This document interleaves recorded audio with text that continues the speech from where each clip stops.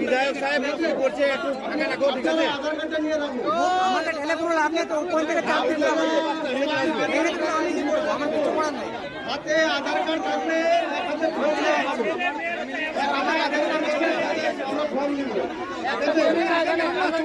আধার কার্ডটা তার আগে আপনারা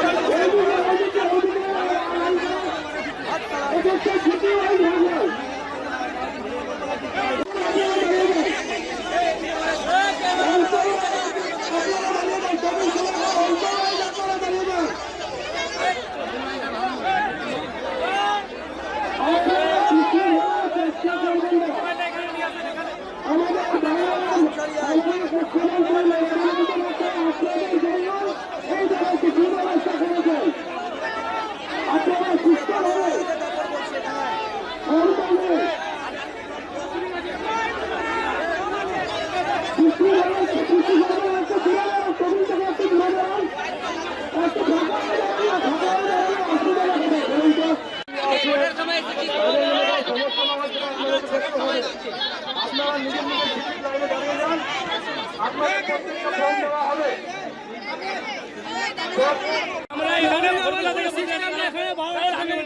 আমরা এখানে ভোরবেলা থেকে বসে আছি, এখানে এসে সিস্টেম করছে। সিস্টেম এখন হবে, ভোরবেলা থেকে আমরা সিস্টেমটা করতে, এই সিস্টেমটা আগে করতে হতো।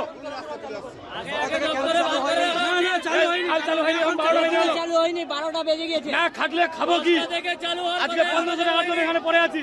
মমতা ব্যানার্জিকে এরকম সিস্টেম করেছে, একটা লেডিজের যদি কিছু হয়ে যায় কে দায় নিবে? এরা নিবে দায়? এরা তো ভিতরে আছে, লাইনে আমরা আছি, সাধারণ মানুষ আছি, বিরোধী যাচ্ছি, কাজ পাচ্ছি না। এখানে আসলে এই সমস্যা। আপনাদেরকে অনুরোধ করা হচ্ছে, আপনারা বিশৃঙ্খলা করবেন না, আপনারা বিশৃঙ্খলা করবেন না। অনুরোধ করা হচ্ছে, মা বোনেরা লাইনে দাঁড়িয়ে রয়েছেন, তাদের সম্মান আপনাদেরকে অনুরোধ করা হচ্ছে, আপনারা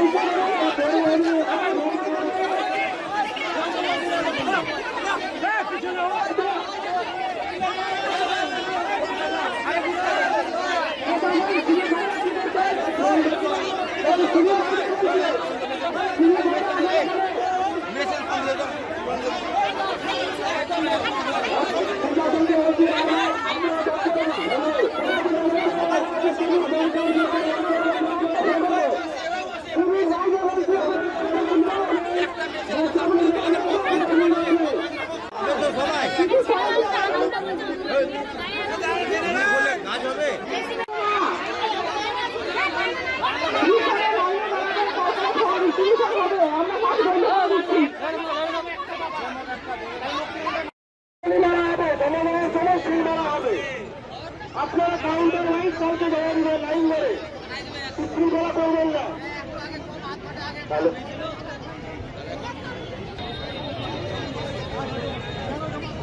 এটা ঢাকাঢাকির ব্যাপারটা নেই। আজকে ভারতবর্ষের এরকম একটা ইতিহাস প্রকল্প আমরা প্রধানমন্ত্রীর মুখ থেকেও শুনতে পাইনি, বা অন্য কোনো রাজ্যেও কিন্তু এই যুবশ্রী প্রকল্পটা যুব সাথী, এই প্রকল্পটা কিন্তু কেউ করেননি। আজকে আমাদের বাংলার মানবিক মুখ্যমন্ত্রী তিনি প্রকল্পটা ঘোষণা করেছেন। আজকে তাকে তার ফর্মটা দেওয়া শুরু হয়েছে। আজকে যে ঢাকাঢাকিটা দেখছেন না বা বিশৃঙ্খলা দেখছেন, এটা কিন্তু আনন্দের বিশৃঙ্খলা, আনন্দের ঢাকাঢাকি। যে ভারতবর্ষের এখনো পর্যন্ত বেকার যুবক যুবতীদের নিয়ে কেউ ভাবেননি, যিনি ভেবেছেন তার নাম মমতা বন্দ্যোপাধ্যায়। সেই আনন্দেই আজকে উচ্ছ্বাস। আপনাকে লাইন মেনটেন করতে দেখা গেল, এখন পরিস্থিতি স্বাভাবিক? সম্পূর্ণই স্বাভাবিক।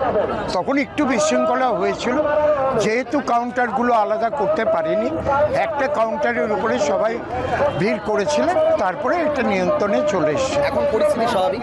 সব দিক দিয়েই স্বাভাবিক এবং আনন্দের দিক দিয়েও স্বাভাবিক। মানুষজন কি বলছে এই প্রকল্পের সুবিধাটা পেয়ে, কি বলছে তারা খুব খুশি। তারা বলছেন যে এতদিন ধরে আমরা তো ভারতবর্ষ তথা বাংলাতে বাস করছি, কোনো রাজ্যে এই প্রকল্প হয়েছে বলে তাদের জানা নেই। এবং আমিও বিধায়ক হিসাবে 10 বছরের বিধায়ক, আমারও জীবনে একটা ইতিহাস অধ্যায় আজকের এই প্রকল্পটা আমাদের দিদি আমাদের উপহার দিয়েছে।